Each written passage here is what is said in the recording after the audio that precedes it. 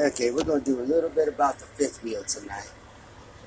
This button right here that's got this little metal thing over top of it right there, that's the fifth wheel release.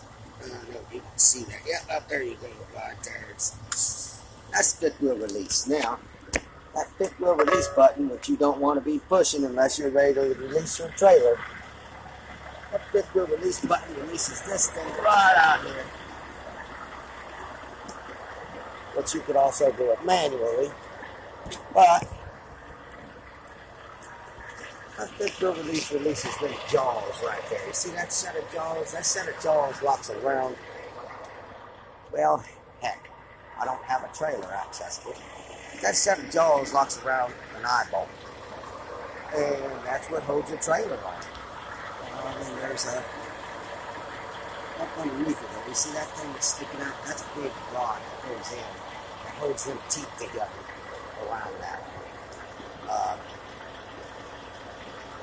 And you're going to want to keep your fifth wheel plate greased up, because then if it's not, you have a problem turning.